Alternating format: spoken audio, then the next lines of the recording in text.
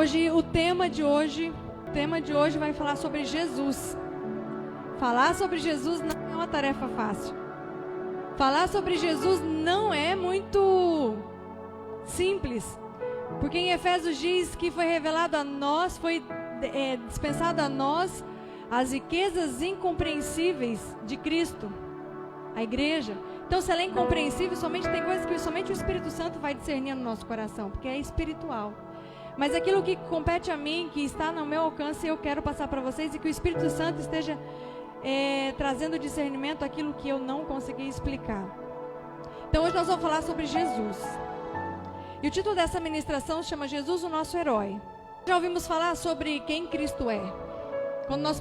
Quando eu ouvi lá aquela pergunta a Jesus, Jesus perguntou e disse: quem dizes que eu sou?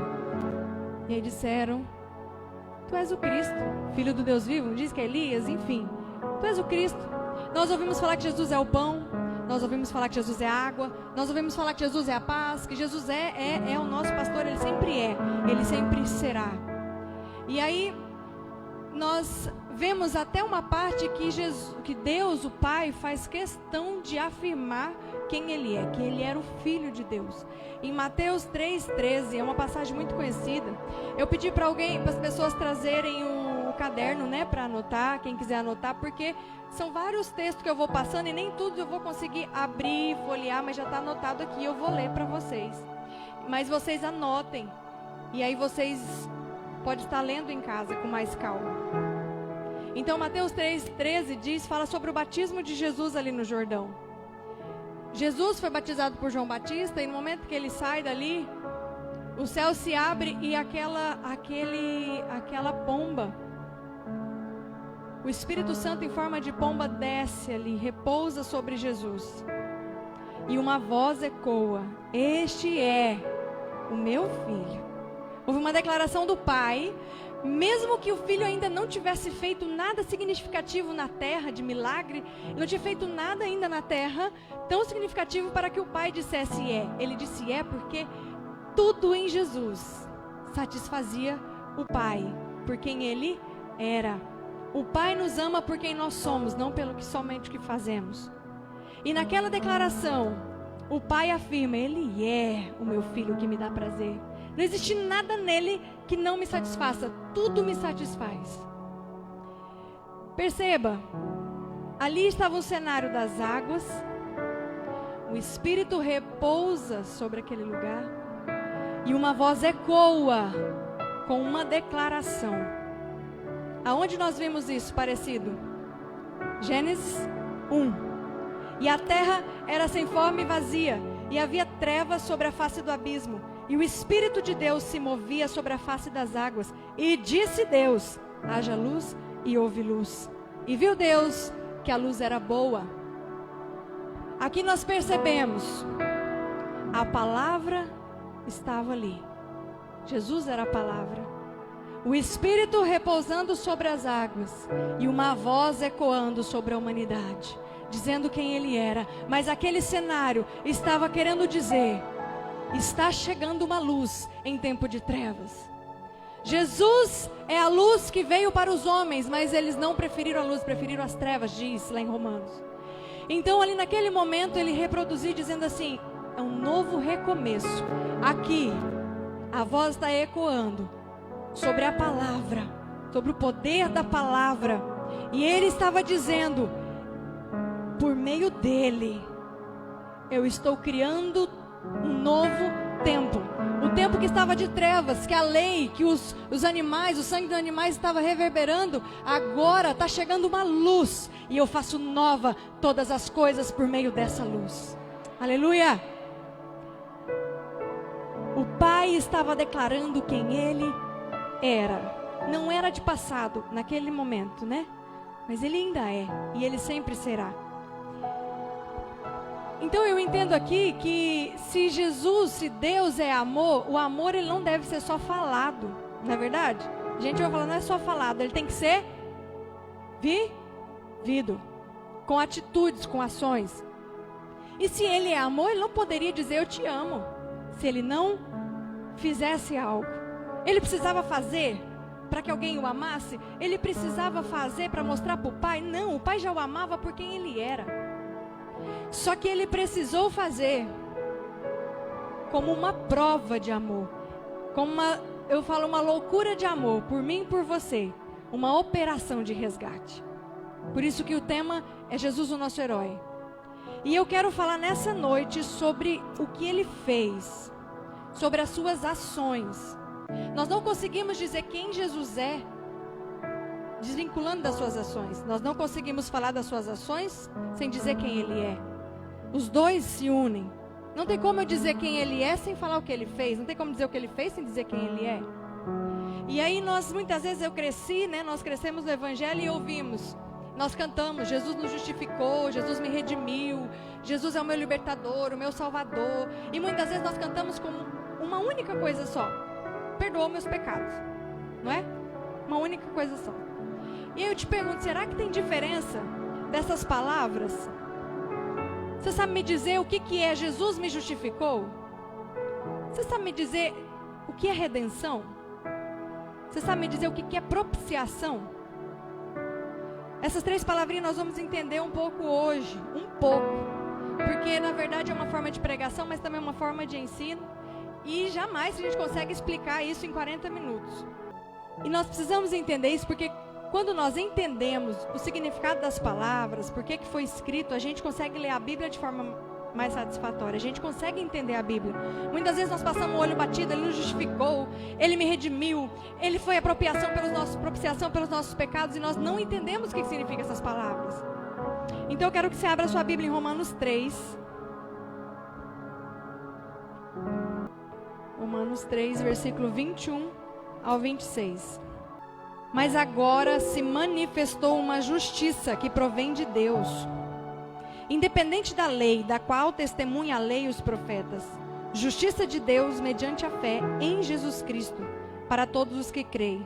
Não há distinção, pois todos pecaram e estão separados da glória de Deus, sendo justificados, diga justificado, gratuitamente por sua graça, por meio da redenção, diga redenção, que há em Cristo Jesus.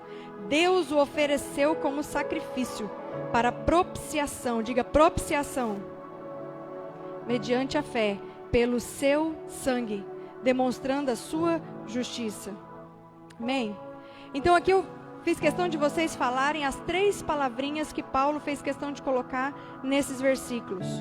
Diz que todos pecaram e separados da glória de Deus, e nós fomos justificados de graça, pela sua graça, por meio da redenção, que Deus ofereceu um sacrifício para a propiciação. E nós vemos esses versículos durante a Bíblia, e muitas vezes nós passamos batido e não entendemos. Então, quando ele me disse para falar sobre Jesus, eu disse, eu preciso falar sobre a obra salvadora dele, sobre esse ato. E aqui Paulo, ele coloca significado, ele coloca palavras, parece que no final é tudo perdoar pecado. No frigir dos ovos, glória a Deus, estamos livres. Mas ela tem significado diferente, senão ele não teria colocado aqui. Então, antes de nós iniciarmos, nós precisamos entender que Paulo escreveu isso daqui, essas palavras, porque naquele contexto era tudo muito natural, essas palavras. Era natural. Porque a lei de Moisés, no Antigo Testamento, era como a nossa Constituição, eram as regras, eram as leis que regia, né, ali o povo judeu. Então, falar de propiciação, falar de redenção, falar de justificação, era uma coisa que ele já sabia. A mesma coisa de eu falar assim, Maria Isabel para o Mato Grossense, não precisa explicar, todo mundo sabe, não é? Então, o Antigo Testamento, todas as vezes que é colocado algo no Antigo Testamento, ele não é colocado assim aleatório, de qualquer jeito. Ah, Deus quis fazer essa regrinha aqui porque ele quis fazer assim. Não. Todo o Antigo Testamento aponta para o Novo. Todo o Antigo Testamento aponta para Jesus. Tudo aquilo que está lá dentro tem um propósito. Tem um propósito. Então, eu preciso passar, antes de eu falar para vocês sobre o que significa, sobre o que isso significou em mim, quando ele fez por mim. No Antigo Testamento, abra sua Bíblia em Deuteronômio 25, versículo 1 e o 2. Deuteronômio 25, versículo 1 e o 2. Amém? Quando dois homens se envolverem numa briga, terão que levar a causa ao tribunal, e os juízes decidirão a questão, absolvendo o inocente e condenando o culpado. Se o culpado merecer açoitamento, o juiz ordenará que ele se deite e seja açoitado em sua presença, com o número de açoites que o seu crime merecer, desde que não ultrapasse 40 açoites. Açoitá-lo além disso seria humilhar publicamente um israelita. Eu quero trazer um cenário do Antigo Testamento sobre justificação. Não tem como eu falar de justificação sem você entender um contexto de condenação. Justificação nos remete a um tribunal. Aqui diz que todas as vezes que houvesse uma briga, um desentendimento, uma quebra de acordo, eles precisariam ir a um tribunal. E se é culpado, está condenado. Se ele é inocente, vai ser livre, vai ser inocentado. Esse era um tribunal de acordo com o que Deus estabeleceu. E em Provérbios 17:15, Deus que diz que Deus odeia o que é contrário a isso. Se o inocente é inocente, ele tem que ser inocentado. E se o culpado é culpado, ele tem que ser condenado. Então, Deus é um Deus de justiça. Era isso. Então, justificação me lembra um cenário de tribunal. Vamos para a redenção. Redenção. De acordo com a Bíblia, ela fala sobre o resgate de uma propriedade. Resgate de bens, uma compra, uma transação comercial. O livro de Ruth, por exemplo, é uma história de redenção. Quando Boaz ele se torna ali o remidor, o resgatador dos bens da família de Noemi, ele também incluía a responsabilidade de se casar com Ruth, e esse ato ali é um ato de redenção. O livro de Ruth. Levítico 25, 25. Levítico 25, estamos falando agora sobre redenção. Se alguém do seu povo empobrecer e vender parte da sua propriedade, seu parente mais próximo virá e resgatará aquilo que o seu compatriota vendeu. Tem como acender essa luz aqui, Wellington? Que a pessoa aqui está sem óculos. Está forçando. De novo, se alguém do seu povo empobrecer e vender parte da sua propriedade, seu parente mais próximo virá e resgatará aquilo que o seu compatriota vendeu. Obrigada. Se, contudo, um homem não tiver quem lhe resgate a terra, mas ele mesmo prosperar e adquirir recursos para resgatá-la, calculará os anos desde que a vendeu e devolverá a diferença àquele. Mas se não adquirir recursos para devolver, a propriedade que vendeu permanecerá em posse do comprador até o ano do jubileu. Será devolvido no jubileu e ele então poderá voltar para a sua propriedade. Aqui estamos num cenário de redenção, de resgate. Resgate, redenção, remissão são sinônimos. Então nós estamos nesse cenário aqui. Que cenário? Quando o povo atravessou ali, chegou na terra prometida, Josué dividiu as terras, né? Para o povo, dividiu cada um com a sua propriedade. Mas de acordo conforme o tempo ia passando, as pessoas por má administração, elas começavam a se endividar. E eles tinham que, para pagar, eles davam a sua propriedade para aquela pessoa, em forma de pagamento. Aí, de repente, a sua dívida era bem maior, aquela terra não cobria a conta. Ele era levado escravo para lá, para ficar como forma de pagamento. E aí, aqui na lei, em Levítico, acontece o seguinte: se era hebreu com escravo hebreu, no 7º ano ele poderia ser livre. Se esse escravo não fosse hebreu, se fosse, por exemplo, dono hebreu e outro edomita, por exemplo, ele ficaria esperando até o ano do jubileu. O jubileu era nos 50 anos, Deus tão de misericórdia, que ele falava assim: nossa, eu preciso dar uma nova chance para esse povo adquirir propriedade. Com 50 anos, eles faziam esse ato e a propriedade que estava com aquele dono, com aquele senhor que pegou aqueles bens, forma de pagamento, era devolvido ao seu dono original. E aquele que era escravo voltava para casa. Então, ano no jubileu. E a terceira forma desse escravo ser livre era através da redenção. A terceira forma do escravo ser livre era através da redenção. Redenção era o quê? Que é isso que nós lemos em Levítico 25. Que se ele tivesse um irmão, um parente próximo, ele poderia, de compaixão, ir lá e dizer pro cara, ó, quanto que o meu primo vende? Quando meu primo te deve? Eu vou pagar tudo que eu vou comprar a dívida dele. Aí você libera ele, beleza? Beleza. Quanto que é? 1 milhão. Toma, tá aqui 1 milhão, me devolve as terras dele, me devolve a parentela dele, vamos embora comigo. Ficou livre o escravo? Não. A diferença é que mudou de comprador. Só que aquele ali que fazia escravo, agora esse daqui veio pro da família. E aí aquele da família não trataria mais como escravo, trataria como família. Mas as posses seria desse que comprou. Então só houve uma compra, um resgate daquela pessoa e trocou de dono, mas agora não mais para maltratar como aquele, porque esse daqui teve compaixão, para tratar como família. Então esse era o cenário de redenção. E aí essa pessoa, esse primo que veio junto, né, ele poderia esperar até o jubileu para ele voltar e adquirir as suas posses, né? Então, o que eu entendo aqui, redenção me diz de resgate, de compra, de transação comercial. Beleza? Amém? Propiciação. Propiciação. No dicionário Oxford diz que é uma ação ou ritual com que se procura agradar uma divindade para alcançar perdão a fim de aplacar a ira contra o agressor. Resumindo, propiciação é um ato, uma oferta que entrega ao Senhor como forma de presente, a fim de remover a ira dele ou acalmar a ira dele. Deus fica irado? Fica. Mas não irado de explosão, não é o irado que o ser humano conhece. A Bíblia diz, irai, mas não pequeis. Quer dizer que a ira não é o pecado, mas se o que você faz com a ira se torna pecado.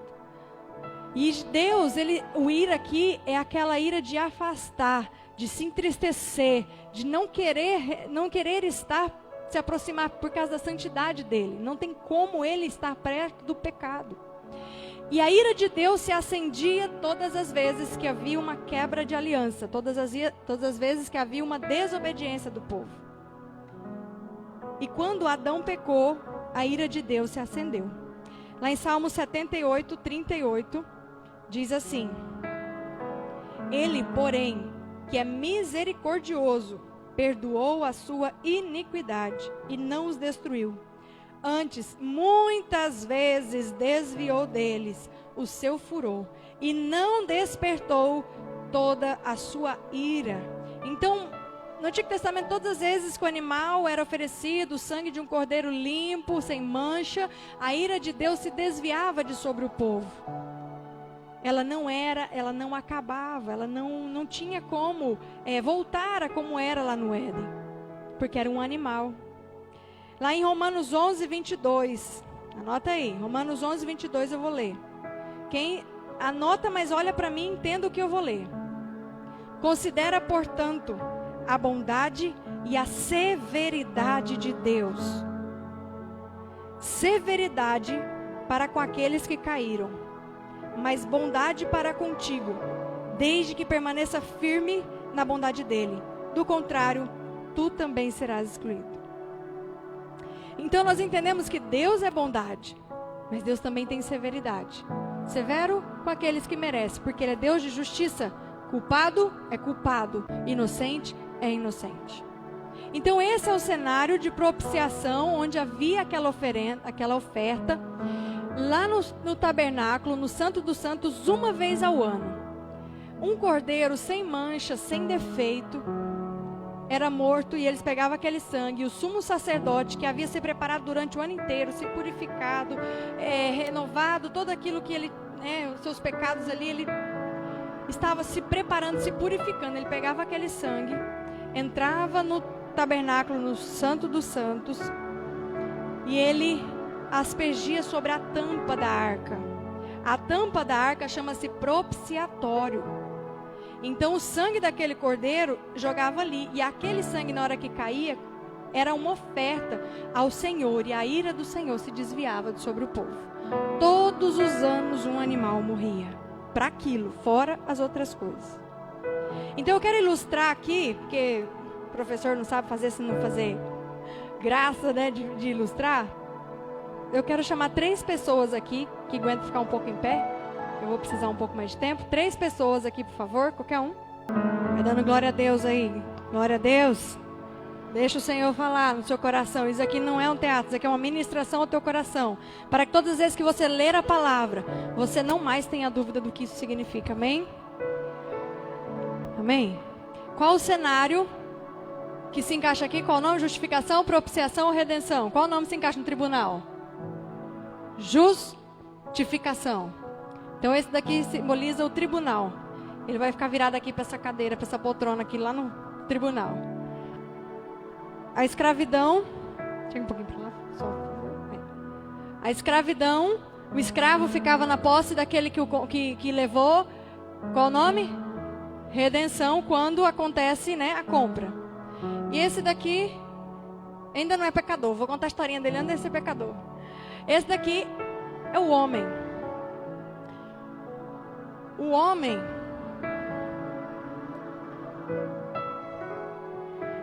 homem ele foi criado num cenário lindo, né? Quem assistiu aí a novela da Gênesis? Um cenário lindo. E existia uma aliança ali, né? De pai e filho. Filho de Deus.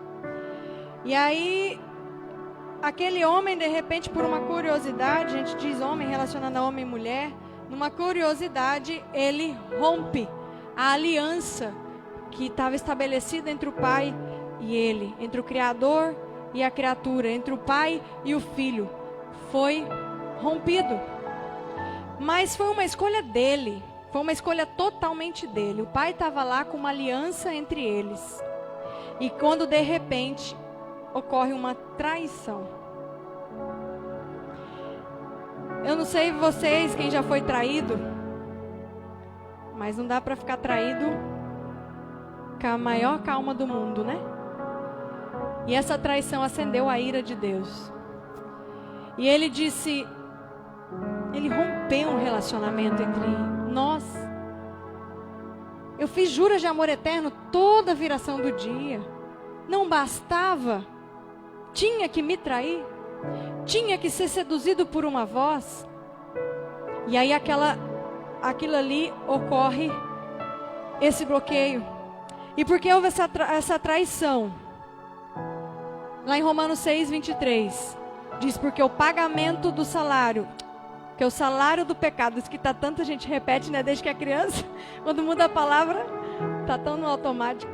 Porque o salário do pecado é a morte. O homem escolheu pecar. O homem, por ter escolhido pecar, ele tinha que pagar. Ele tinha que pagar. Qual era o pagamento? A morte. Só que aí, na Bíblia também diz que você é escravo daquilo que você obedece. E ele obedeceu a voz de Satanás. Nesse momento, ele disse, você tem que pagar. Ele diz, começa a pagar, você tem uma dívida comigo. Você tem uma dívida, porque você me obedeceu, você quebrou uma aliança. Lembra do tribunal, quando quebra uma aliança, quando tem um problema, eles têm que ir para um tribunal. Nós vamos chegar a um tribunal. Aquela é outra cena. Esse daqui, ele quebrou uma aliança, acendeu a ira de Deus, se afastou de Deus. E esse daqui disse, você pecou. Ei, agora você tem uma dívida comigo. Lembra do cara aqui, do escravo? Você tem uma dívida comigo, pode começar a me pagar. Aí ele disse, mas ele falou, o pecado disse, o que você tem para me pagar? Não tenho nada. A minha herança ficou lá. Eu só tenho a minha vida. Eu só tenho o meu contato com o meu pai. Aí ele falou assim, então, se você não tem nada, a herança tudo ficou lá, vem você. Vem você como escravo. Você vai ficar meu escravo agora. Você não tem como pagar. Se você tivesse bens, eu pegava os seus bens. Mas você não tem. Vem a sua vida, que é o que você tem. Vem você ficar preso aqui.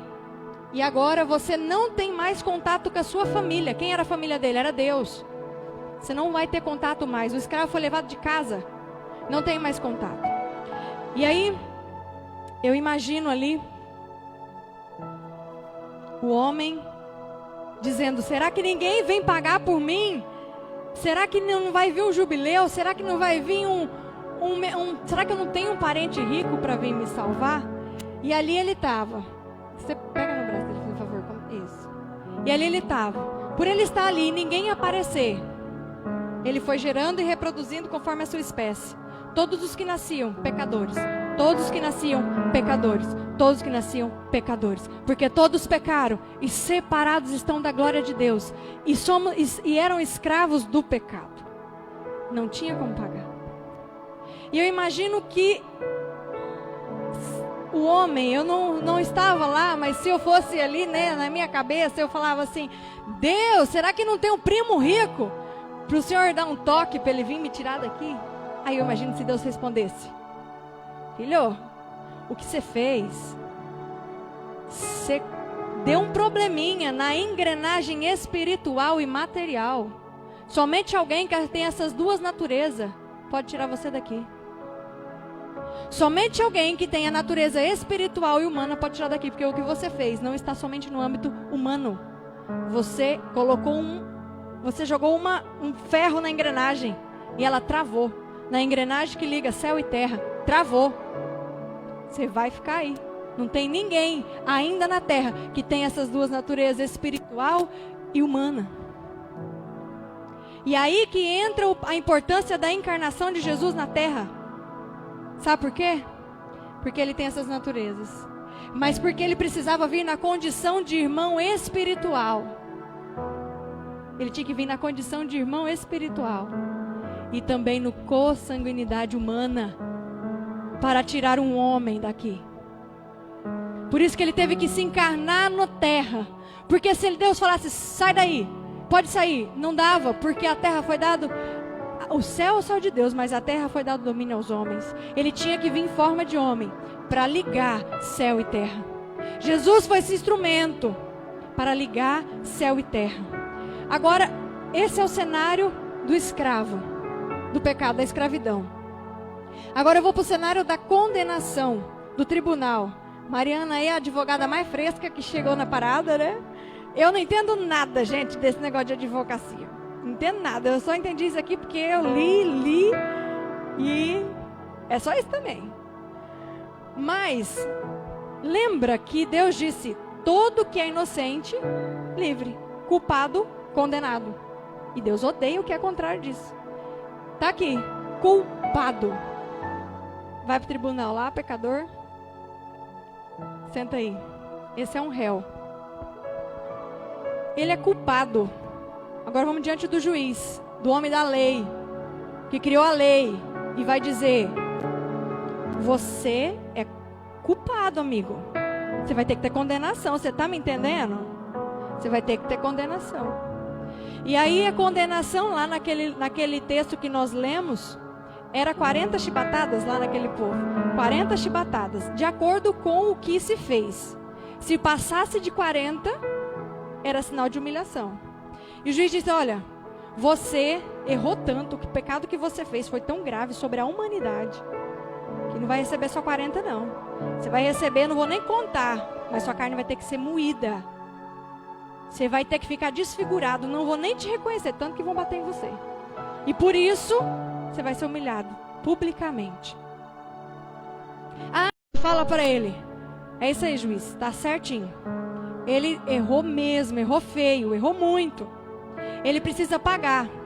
Concordo, a condenação é justa. Deveria pagar mais um pouco, mas justo. Do lado de cá, o advogado de defesa, Jesus, o justo, ele diz assim: olha, juiz, eu entendo, concordo que tudo que ele fez está errado. Realmente ele merece isso, porque o Senhor já deixou na lei. Se errar, tem que pagar. Só que eu pensando, começou algo dentro de mim e eu comecei a ter uma compaixão, porque a minha ficha é limpa. Eu nunca fui réu, eu nunca errei. Esse merece uma nova chance. Eu vou sentar no lugar dele. O juiz disse: você tem certeza? Ele é réu culpadíssimo. É caríssimo. O dono dele lá está esperando um alto valor. Você tem dinheiro? Tenho. Você tem certeza? Tenho. Mas você é tão justo. Por que é injusto você sentar no lugar de um culpado? É injusto. Não, mas a minha justiça, do tanto que eu sou justo, na hora que eu sentar aqui, ele vai ser livre. A minha justiça vai deixar ele justificado. Eu aceito sentar no lugar do réu. Porque a minha justiça, porque o tanto que eu sou puro, vai limpar o pecado dele. Vai anular o pecado dele.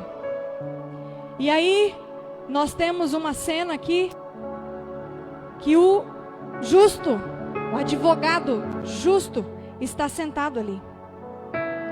Diz assim,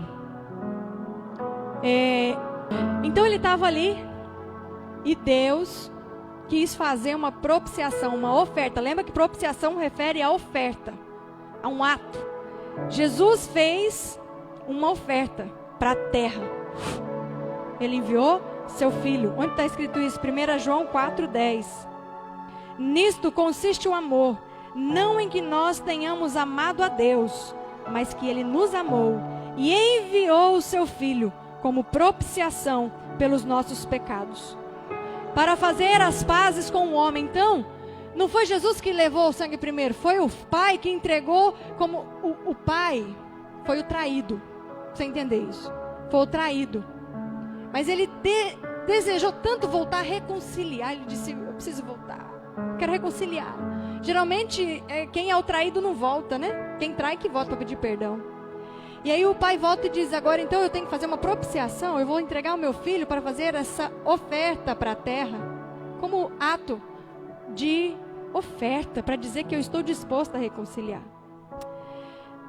E aí nós vamos pro aqui, ó, versículo 1 João, capítulo 2, versículo 1 e 2. Prestem atenção, anotem e prestem atenção. 1 João, capítulo 2, versículo 1 e 2. Filhinhos meus, estas coisas vos escrevo para que não pequeis. Se todavia alguém pecar, temos um advogado junto ao Pai, Jesus Cristo, o justo. Ele é a propiciação pelos nossos pecados, e não somente pelos nossos próprios, mas ainda pelos do mundo inteiro.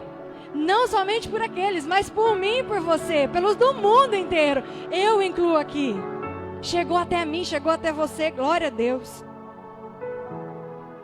E o juiz diz: beleza, já que você falou que tudo vai cair sobre você, você vai receber muita chicotada, você vai ser humilhado publicamente, então cadê o seu dinheiro? Vai lá agora e paga a dívida dele, porque você falou que vai ser, aceita essa humilhação, aceita tudo, mas inclui também a dívida com a escravidão. Aí eu imagino o juiz: cadê lá a plata? Cadê o ouro? E aí o justo levanta e diz: pode deixar, eu tenho com que pagar, eu vou fazer uma oferta. E ele chega lá na escravidão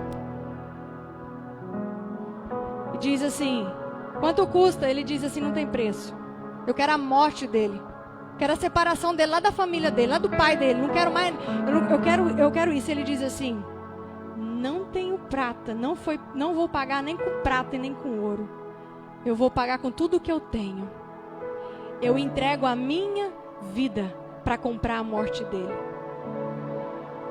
Eu entrego a minha vida para comprar a morte que está imputada sobre ele. E aí lá na cruz, quando Jesus ele sobe naquele madeiro, que o madeiro também fazia parte do pacote da condenação. E no momento que ele diz: eu entrego o meu espírito, a propiciação, a oferta estava chegando no céu. E nesse momento, reconciliou nele céu e terra. Ele diz aqui: não é com prata nem com ouro, mas pelo meu sangue, como de um cordeiro limpo e sem mancha, eu pago ele. E ele diz: não tem preço isso, não tenho como mais segurar. Seja livre, seja livre. Houve uma redenção, uma compra.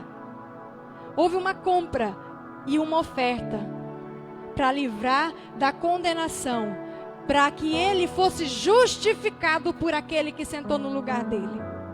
E nesse momento que ele entrega isso daí, um ato único para toda a eternidade, não tem mais animal, não tem mais nada que vai precisar pagar.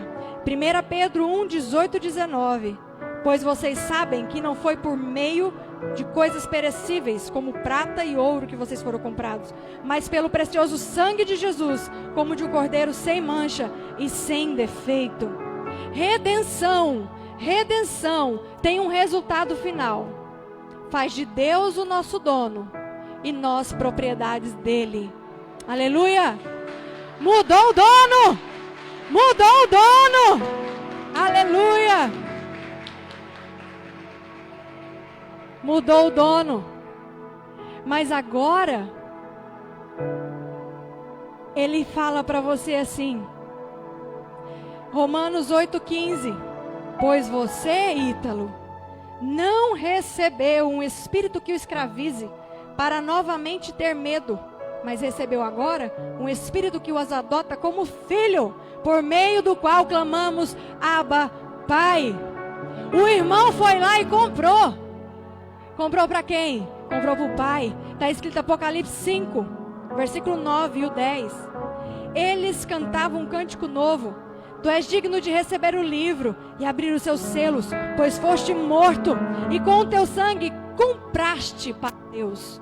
Com o teu sangue compraste para Deus gente de toda língua, tribo e nação, e tu constituíste reino. O filho veio e disse: está pago, e eu vou te levar para o Pai. Aí você diz assim: o corpo é meu, faço o que eu quiser. Não é nada. Paulo diz que vós não sois de vós mesmo, vós sois templo e morada do Espírito Santo, vós sois propriedade exclusiva de Deus, você é propriedade dele. Tudo que ele quiser fazer com você, ele tem direito, porque ele te comprou. E ele não te comprou por 10%, que é o dízimo que ele pede de você e você reclama. Ele te comprou 100%. Aleluia. Glória a Deus. Nós somos propriedades do Pai. Comprou para Ele toda tribo, língua e nação, através de um ato na cruz. Por isso que eu digo que as coisas de Jesus, elas são mistérios, elas são maravilhosas. Eu digo, não tem livro de Harry Potter que se compara a ler a Bíblia, porque não tem aventura maior do que a Bíblia. Não tem. Quando o Espírito começa a revelar, quando o Espírito começa a ensinar, você diz: nossa, uau! E nós somos livres. No momento que Jesus absolveu, justificou, redimiu, foi a propiciação. Ele agora, onde Jesus está? Ele está aqui. Aqui no sentido de dizer,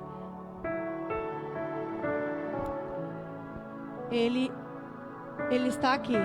A vida eterna lá tem um caminho. Ele diz: eu sou a porta. Você precisa entrar pela porta. Você precisa também andar pelo caminho que sou eu, para você chegar na vida eterna. Aonde, eu te pergunto agora, aonde você está? Muitos dentro da igreja são libertos, aceita Jesus, passa pela porta, mas não segue o caminho até a vida eterna. Para. Outros está aqui ainda. Mas Jesus já veio e morreu por toda a humanidade. Sim, Ele já disponibilizou a senha. Você que não pediu. Ele já disponibilizou a libertação da culpabilidade dos nossos pecados, das amarras de Satanás.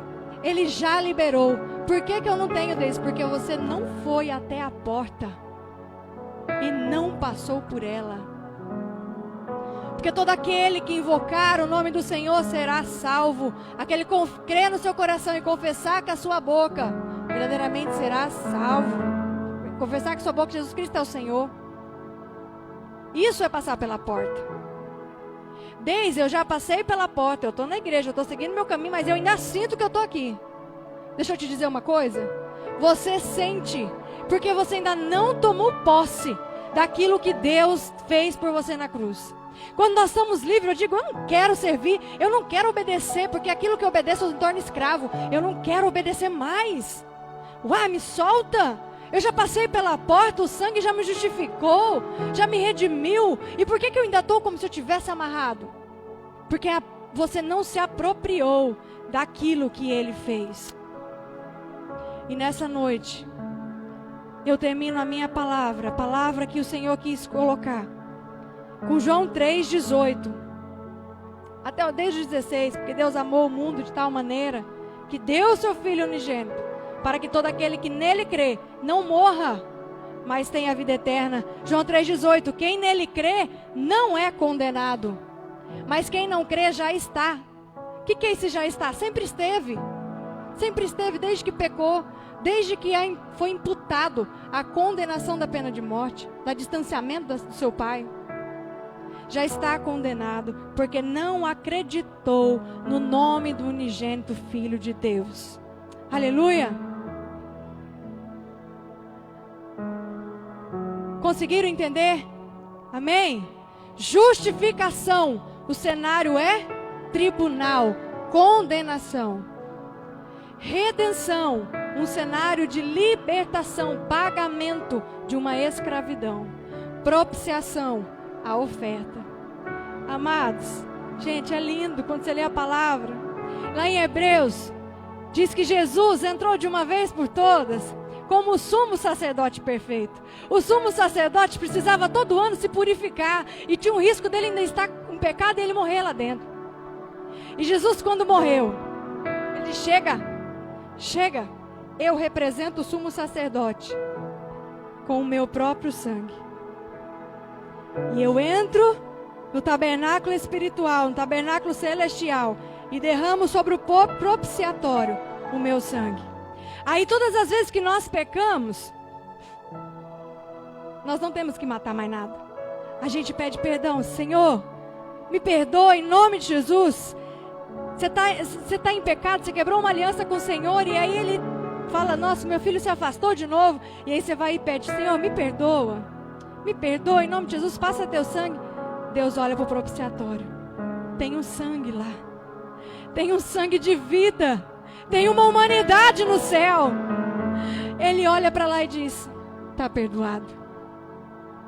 Isso é o nosso Deus. Uma única vez um sangue derramado para toda a eternidade. Quantas vezes eu errar, Ele só olha para a tampa e diz, está perdoado.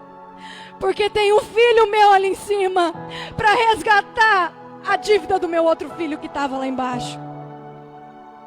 Jesus nos levou para ser cordeiro dele. Significa que nós somos irmãos adotados pelo Pai. E nós podemos chamar papai, e não mais dono, e não mais sou escravo. Não foi dado um espírito de medo, mas um espírito de adoção. Aleluia. Coloque de pé. Se você entendeu essa palavra, você vai glorificar e dizer, Deus, eu chamo o ministério de louvor aqui para nós adorarmos o Senhor. E você vai dizer, Deus, eu não merecia tanto amor. Eu não merecia. Porque o Senhor não precisava fazer, porque o Senhor sempre foi, sempre será. Mas quando Ele fez essa loucura de amor, irmãos, Ele veio nessa operação de resgate para tirar o réu, obrigada meninos, para tirar o réu da cadeira de acusação, para pagar a dívida e derramar o seu sangue uma única vez. Você vai adorar ao Senhor, continue, fala, vai adorando, independente do louvor. Começa a dizer, obrigada Jesus, obrigada. Eu não merecia, era para eu estar ali, mas eu estou hoje livre, e eu tomo posse. Declare, eu tomo posse, Declare mais forte: eu tomo posse do meu lugar de liberdade. Pela fé, eu sou justificado. Pela fé, eu fui remido pela propiciação de Jesus a minha vida. Aleluia.